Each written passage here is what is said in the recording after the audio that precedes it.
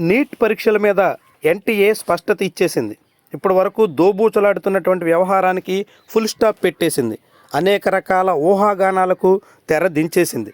NEET UG 2025 పరీక్షను pen పేపర్తోనే నిర్వహించబోతున్నట్టుగా తేల్చేసింది. ఒకే రోజు ఒకే షిఫ్ట్లో ఇప్పటివరకు జరుగుతున్నటువంటి పద్ధతిలోనే ఓఎంఆర్ విధానంలోనే పరీక్ష నిర్వహించబోతున్నట్టుగా వెల్లడించేసింది. అక్రమాలకు తావు లేకుండా పగడ్బందీగా పరీక్ష నిర్వహించాలని నిర్ణయించుకున్నట్టుగా వెల్లడించింది. నేషనల్ టెస్టింగ్ ఏజెన్సీ తాజా ప్రకటనతో ఇంతకాలం సాగుతున్నటువంటి అనేక రకాల చర్చలకు ఊహాగానాలకు ఇక ముగింపు పలికేసినట్టుగా మారింది. రాధాకృష్ణన్ కమిటీ సిఫార్సులను కూడా పక్కన పెట్టేసి పాత పద్ధతిలోనే నీట్ యూజీ నిర్వహణ చేయాలని నిర్ణయం తీసేసుకుంది. వాస్తవానికి నీట్ యూజీ 2024 సందర్భంగా పెను దుమారం చెలరేగింది. పేపర్ లీకేజ్ నుంచి పరీక్షల విధానంలోనూ కూడా అనేక రకాల లోపాలు జరిగినట్టు విమర్శలు వచ్చాయి. తల్లిదండ్రులు విద్యార్థులు ఆందోళనకు దిగారు. కోర్టుల వరకు వ్యవహారం వెళ్ళింది. సుప్రీంకోర్టు కూడా ఈ విషయంలో జోక్యం చేసుకుంది. దీని మీద ఒక స్పష్టమైనటువంటి విధానాన్ని రూపొందించాలని సుప్రీంకోర్టు కూడా ఆదేశించింది. చివరకు సుప్రీంకోర్టు ఆదేశాల నేపథ్యంలో అలాంటి వివాదాలకు తావు లేకుండా అనేక మార్పులు తీసుకొచ్చే అవకాశం ఉందన్న అభిప్రాయం వినిపించింది. రాధాకృష్ణన్ కమిటీ నివేదికకు తగ్గట్టుగా ఈసారి పరీక్షా విధానంలో పలు మార్పులు వచ్చేదానికి ఆస్కారం ఉందన్నట్టుగా ప్రచారం సాగింది. కానీ అవన్నింటికి ఫుల్ స్టాప్ పెట్టేస్తూ పరీక్షలు మాత్రం పాత పద్ధతిలోనే నిర్వహించాలని నిర్ణయం చేసింది. పూర్తిగా ఆఫ్లైన్ మోడ్లో ఈ పరీక్షా విధానం కొనసాగబోతుంది.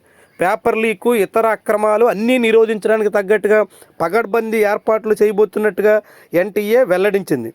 నేషనల్ మెడికల్ కమిషన్ ఖరారు చేసినటువంటి మార్గదర్శకాల మేరకు ఈ నిర్ణయం తీసుకుంటున్నట్టుగా చెబుతోంది. ఎంబీబీఎస్తో పాటుగా బీఏఎంఎస్, బీయూఎంఎస్, బీఎస్ఎంఎస్ సంబంధించినటువంటి కోర్సులకు యూనిఫామ్గా నీట్ యూజీ పరీక్షను నిర్వహిస్తూ ఉంటారు. దాంతోపాటుగా నేషనల్ కమిషన్ ఫర్ హోమియోపతి కింద బీహెచ్ఎంఎస్ కోర్సుల్లో కూడా అడ్మిషన్లకు నీట్ యూజీని ప్రాతిపదికగా తీసుకుంటారు.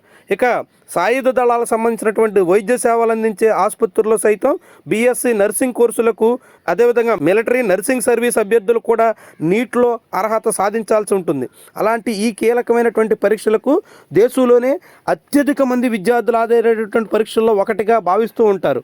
గత ఏడాది 24 లక్షల మంది విద్యార్థులు నీట్ యూజీకి హాజరయ్యారు. ఈసారి ఆ సంఖ్య 25 లక్షలు దాటుతుందని అంచనా వేస్తున్నారు. అలాంటి నేపథ్యంలో ఆన్లైన్లో పరీక్ష నిర్వహించేందుకు తగ్గట్టుగా కొంత కసరత్తులు చేశారు. అనేక రకాలుగా చర్చలు సాగాయి. మళ్ళా గుల్లాలు పడ్డారు. ముఖ్యంగా 2024 నీట్ ఎగ్జామ్ సందర్భంగా వచ్చినటువంటి అనుభవాలతో ఈసారి మార్పులు తీసుకురావాలని అనేక రకాల ప్రయత్నాలు చేశారు. జేఈఈ మెయిన్స్ తరహాలో ఆన్లైన్ పద్ధతికి కాసింత మొగ్గు చూపారు. కానీ చివరకు కేంద్ర ప్రభుత్వ వైద్య ఆరోగ్య శాఖ, మానవ వనరుల శాఖ అధికారులు జరిపినటువంటి సమీక్షల తర్వాత, చర్చోపచర్చల తర్వాత తుది నిర్ణయంగా ఆఫ్లైన్లోనే ఒకే రోజు ఒకే షిఫ్ట్లో ఎగ్జామ్ నిర్వహించాలనేటువంటి విధానానికి వచ్చినట్టుగా అధికారికంగా ధృవీకరించారు. దీంతో ఈ వ్యవహారం మళ్ళీ పాత పద్ధతిలోనే జరగబోతున్నటువంటి నేపథ్యంలో పూర్తి కట్టుదిట్టంగా జరపాల్సినటువంటి అవసరం ఉందని అంతా అభిప్రాయపడుతున్నారు. దానికి తగ్గట్టుగా మార్పులు తీసుకురావాల్సినటువంటి అవసరం ఉందని